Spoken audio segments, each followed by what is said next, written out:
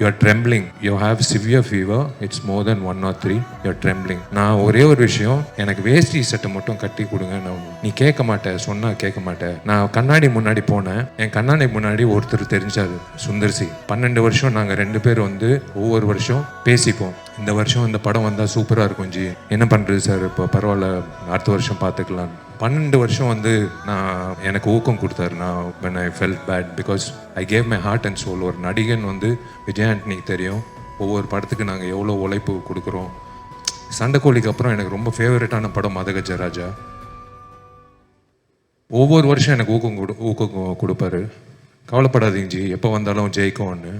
ஆனால் உண்மையிலே Indian film ஹிஸ்ட்ரியில் 12 வருஷம் கழித்து ஒரு படம் வந்து மெகா பிளாக் பஸ்டர் ஆனது இந்த படம் தான். இது நான் பதிவு பண்ணிக்கிறேன். It should go in the book of records. ஏன்னா 4-5 வருஷம் ரிலீஸ் ஆன ஆவாத படங்களே வந்து they'll thrash it. ஜனங்க வரமாட்டாங்க.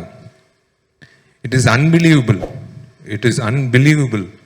12 years கழிச்சு எல்லாரும், it's by God's grace we are all looking the same, I think.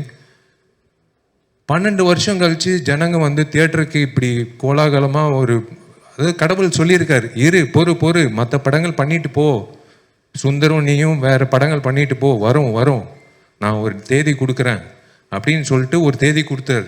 9 நாள் லீவ் வச்சு. அப்படி தான் நான் நினைக்கிறேன். நான் கடவுளுக்கு நான் நன்றி சொல்லிக்கிறேன்.